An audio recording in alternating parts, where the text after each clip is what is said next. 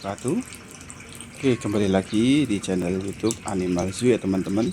Channel yang membahas seputar dunia hewan serta peternakan. Oke, gimana kabarnya teman-teman? Semoga teman-teman selalu diberikan kesehatan dan dimurahkan rezekinya ya teman-teman, dan dilancarkan usahanya. Oke teman-teman, pada kesempatan kali ini saya akan membahas seputar tips bagaimana sih cara kita menyimpan ulat kandang supaya tidak cepat mati serta tidak cepat menjadi pupa. Oke teman-teman, sebelum lanjut ke tema pembahasan, jangan lupa teman-teman selalu dukung channel ini ya teman-teman, supaya saya selalu semangat dalam membahas seputar peternakan ataupun seputar dunia hewan ya teman-teman. Nah, jangan lupa teman-teman untuk like, subscribe, dan share ya teman-teman, serta like ya teman-teman, supaya channel ini selalu berkembang ya teman-teman. Oke teman-teman, tidak panjang lebar, kita akan langsung ke topik pembahasan teman-teman. Nah, seringkali banyak yang kita mengira ulat kandang mati saat disimpan, padahal penyebabnya adalah kesalahan dalam penyimpanan teman-teman. Kalau salah dalam proses penyimpanan, ulat bisa cepat mati, berubah jadi pupa, atau berubah berbau ya teman-teman. Nah, pada video ini kita akan kupas tuntas kesalahan fatal yang sering terjadi. Seringnya sih kita membeli ulat kandang untuk stok pakan ya teman-teman. Nah, kadang kita pun takut teman-teman, takut ketika membeli ulat kandang itu kadang susah jika kita bandingkan dengan ulat Hongkong ya teman-teman. Karena apa? Ulat kandang terkadang kalau di lingkungan sekitar kita tidak ada peternak ulat kandang, maka stoknya itu kadang akan kesulitan karena yang mengirim itu mencari di bawah kandang ayam ya teman-teman. Nah, ini pun kadang kalau posisi hujan terus atau pos panen, nah itu akan sulit teman-teman, akan sulit stoknya di toko burung ya teman-teman. Kadang antisipasinya ya mau nggak mau kita harus menyetok ya teman-teman. Tetapi terkadang kita kalau terlalu banyak menyetok, kita pun dan salah perawatannya, maka yang akan terjadi adalah kerugian ya teman-teman. Oke teman-teman, yang satu faktor yang pertama adalah wadah yang terlalu tertutup ya teman-teman. Terkadang ada yang kita menempatkan di tempat tertutup atau kurangnya sirkulasi udara. Nah, misalkan ditaruh di toples ya teman-teman.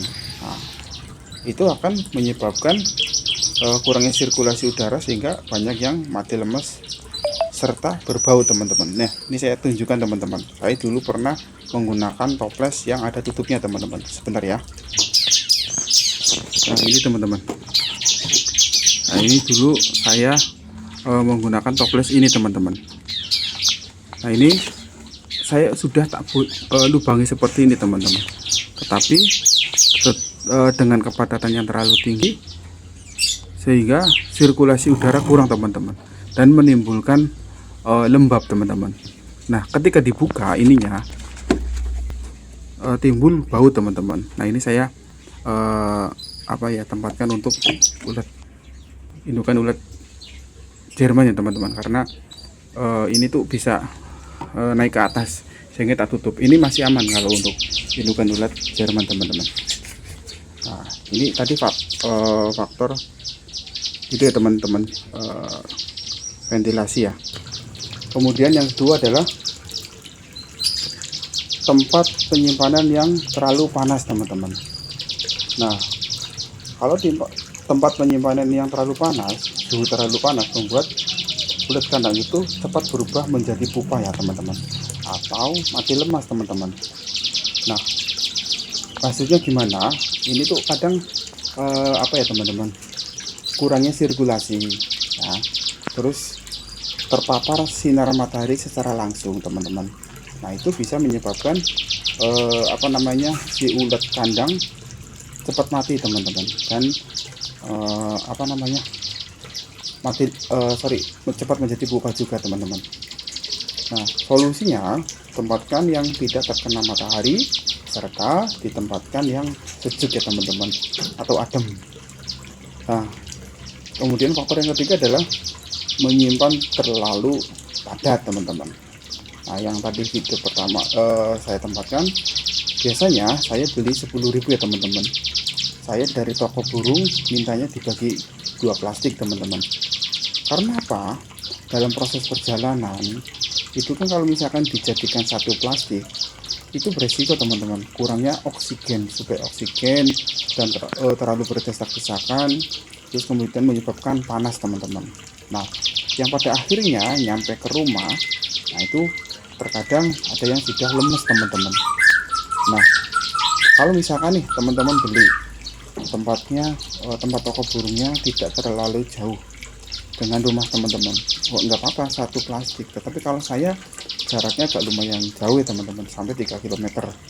Nah, sehingga saya memutuskan minta sama tukang burungnya dibagi 2. Alhamdulillah selama proses saya jalankan seperti itu, meminimalisir angka kematiannya teman-teman. Jadi hanya beberapa aja yang mati ya, lumrah kalau karena ada yang mungkin dari sananya sudah mati ya teman-teman. Nah, terus apalagi ya teman-teman, ini saya beli pun kadang sudah nyampe rumah saya bagi 2 teman-teman. Saya bagi 2, jadi yang satu plastik di sini, satu plastik juga di sini teman-teman. Nah, ini saya tujuannya apa? Supaya mengurangi tingkat kepadatan teman-teman, dan si ulat kandang itu bergerak lincah atau gesit ya teman-teman. Nah, di sisi lain mengurangi suhu yang terlalu panas nantinya teman-teman, karena pergesekan. Nah, oksigen juga harapannya bisa mendapatkan lebih banyak ya teman-teman. Oke teman-teman, yang selanjutnya adalah faktor keempat, ini kita jarang membersihkan media teman-teman. Kita jarang membersihkan media. Nah, biasanya kita membeli dari toko burung ya teman-teman, ini ada pakan atau kotoran teman-teman. Nah, harapannya ketika teman-teman beli itu, ketika sudah dipindah di nampan, teman-teman itu bersihkan dulu teman-teman, baik sisa kotorannya, baik ada media-media yang mungkin setelah sisa dimakan, ada yang mungkin dikasihkan kulit pisang teman-teman, seperti ini biasanya. Nah, biasanya kalau misalkan udah kayak mengering, dibuang teman-teman, diganti yang baru. Nah, tujuannya apa? Supaya tidak ada peningkatan amoniak teman-teman. Terus si ulat kandang juga akan bisa mengurai makanan yang baru teman-teman. Pergerakannya juga lebih baik teman-teman. Nah, kita juga tiap hari rajin membersihkan teman-teman. Dibersihkan dengan cara di tapeni ya, kalau di sini tapeni kayak gini teman-teman. Nanti si kotoran ataupun ulat yang mati itu akan terlontar ke luar ya teman-teman. Seperti itu ya, bagi sih ketika ada angin itu akan lebih enak lagi teman-teman. Nah, yang terakhir adalah disimpan terlalu lama teman-teman tanpa adanya perawatan. Nah, ulat kandang memang bisa bertahan beberapa hari ya teman-teman, tapi kalau kita terlalu terlalu lama simpannya, nah lama-lama akan menjadi pupa teman-teman. Nah, lama-lama akan menjadi pupa teman-teman. Nah, ini contohnya teman-teman. Nah, ini pupa. Nah, ini apa namanya, sorry, ini pupa. Nah ini ulat kumbang, ulat apa namanya, ulat kandang yang baru jadi ya teman-teman.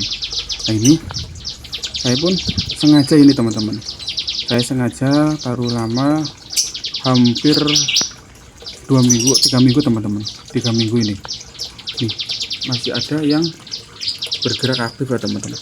Ini sengaja memang saya buat eksperimen atau uji coba ya teman-teman. Jadi ketahanannya seperti ini, alhamdulillah malah jadi indukan teman-teman dari pupa. Nah itu seperti itu ya teman-teman. Jadi kalau saya sarankan jangan terlalu banyak ya teman-teman. Teman-teman membelinya kalau memang punten untuk pakan harian burung ya teman-teman. Sesuai proporsi aja belinya teman-teman. Katakanlah 3 hari 4 hari habis ya, beli saat secukupnya teman-teman. Nah jikalau memang mau nyetok banyak ya teman-teman harus apa ya, harus tahu perawatannya. Setiap hari itu dibersihkan, setiap hari dikasih pakan, dikasih minum. Nah pakannya bisa fur ayam, bisa fur bebek, terserah teman-teman, yang penting ada pakannya. Nah terus minumnya bisa apa, bisa limbah sayur teman-teman yang sisa masak. Ini ada timun, ada kulit pisang, ada wortel, ada labu, ada cesim, terserah teman-teman, itu hanya untuk minum saja. Kalau misalkan ada singkong ya singkong teman-teman ya. Nah itu tipsnya ya teman-teman. Ini pun bisa menjadi bahan pertimbangan ke teman-teman ya, barangkali yang mau memulai usaha dan mau mencetak kepik ulat kandang ya teman-teman, bisa cara seperti ini. Nah ini saya beli 1 kilo. Nah ini udah sebagian tak jadiin indukan teman-teman. Bentar ini tak pause dulu, tak liatin itunya teman-teman, salut indukannya sudah jadi. Nah ini pun sama ya teman. Oke ini teman-teman, ini yang sudah jadi indukan ulat kandang ya teman-teman. Nah ini ada beberapa yang sudah menetas teman-teman telurnya. Nah ini udah saatnya panen teman-teman. Nah itu ya teman-teman. Oke ya teman-teman, itu ya. Nah ini insya Allah ya target saya akan apa namanya, kembangkan lagi ya indukan kepik ulat kandangnya supaya jadi lebih banyak dan saya tidak repot untuk mencari ulat kandangnya teman-teman. Oke teman-teman, seperti itu saja teman-teman tipsnya. Semoga video ini bisa bermanfaat buat teman-teman semua dan bisa memberikan referensi buat teman-teman yang ingin usaha budidaya ulat kandang. Oke teman-teman, saya pamit undur diri dulu. Wassalamualaikum warahmatullahi wabarakatuh.